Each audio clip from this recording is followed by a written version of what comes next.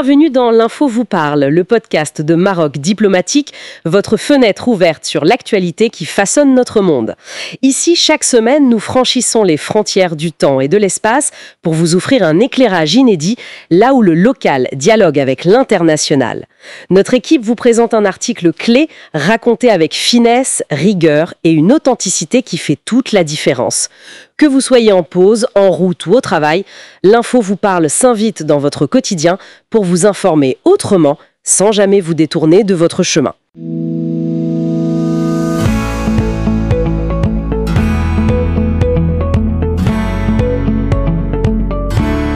Aujourd'hui, on aborde un sujet vraiment essentiel pour de nombreux Marocains résidant à l'étranger, le cadre fiscal des biens immobiliers qu'ils possèdent au Maroc.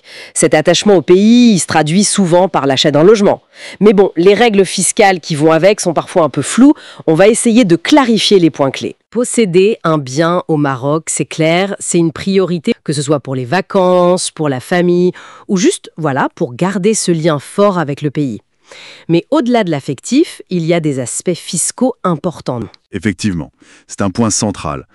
Et deux taxes locales principales concernent ces biens. On parle de la taxe d'habitation et de la taxe de services communaux, la TSC, comme on l'appelle souvent.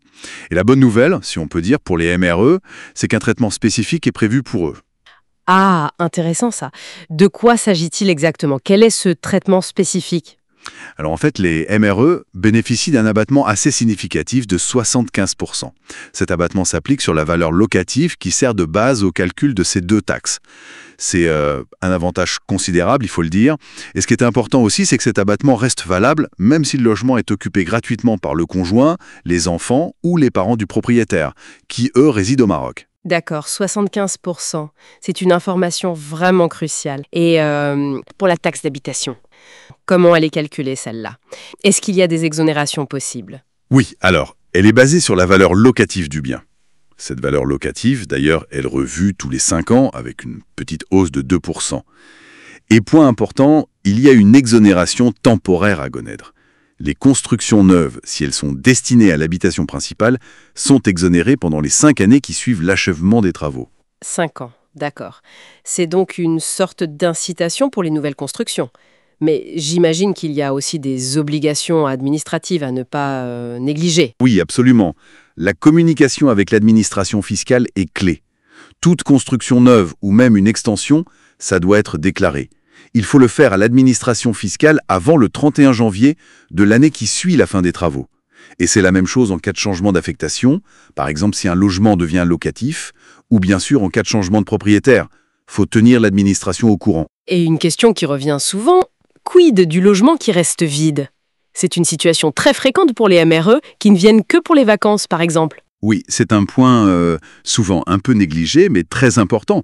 Si une résidence est inoccupée, que ce soit parce qu'il y a des travaux, qu'elle est en vente ou qu'on attend un locataire, il faut impérativement le déclarer.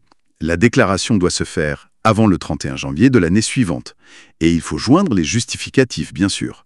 Cette démarche, elle permet de demander une exonération temporaire de la taxe d'habitation pendant cette période de vacances. Si on ne le fait pas, on risque de payer pour rien. Très bien, c'est clair pour la taxe d'habitation. Passons maintenant à la deuxième taxe, la taxe de services communaux, la TSC. Comment ça se passe pour celle-ci? Alors, pour la TSC, c'est un peu différent. Elle est due quel que soit l'usage du bien. Il n'y a pas d'exonération temporaire comme pour la taxe d'habitation, ni pour vacances, ni pour construction neuve. Par contre, et c'est important, l'abattement de 75% pour les MRE, lui, il s'applique toujours. Ça ne change pas. Ensuite, les taux varient un peu. On est à 10,50% en zone urbaine et dans les stations touristiques classées, et 6,50% en périphérie de ces zones urbaines. D'accord. Donc, si on essaye de résumer un peu tout ça, les MRE ont des avantages fiscaux assez nets, notamment cet abattement de 75%, ce qui est loin d'être négligeable. Mais en contrepartie, il faut être vigilant sur les démarches déclaratives, bien respecter les échéances pour éviter les pénalités et gérer au mieux son patrimoine. C'est un peu ça l'idée. C'est exactement ça. Bien connaître ces règles, l'existence de l'abattement de 75%, les cas d'exonération possibles pour la taxe d'habitation. Mais aussi, et c'est crucial, les échéances pour les déclarations de travaux ou de vacances. Et au-delà des aspects purement administratifs, financiers, ça amène peut-être à une réflexion plus large. Comment ce cadre fiscal spécifique au MRE, comment est-ce qu'il pourrait évoluer? Et comment participe-t-il à maintenir ce lien si particulier, si fort, entre la diaspora et le Maroc? C'est une question qui dépasse les chiffres, en fait, et qui touche vraiment à l'attachement au pays. Merci de votre écoute. Retrouvez tous nos articles, dossiers et analyses sur marocdiplomatique.net. Pensez à partager ce podcast, à vous abonner et à nous suivre sur nos réseaux sociaux pour rester connectés à l'actualité nationale et internationale. À très bientôt pour un nouvel éclairage signé Maroc Diplomatique.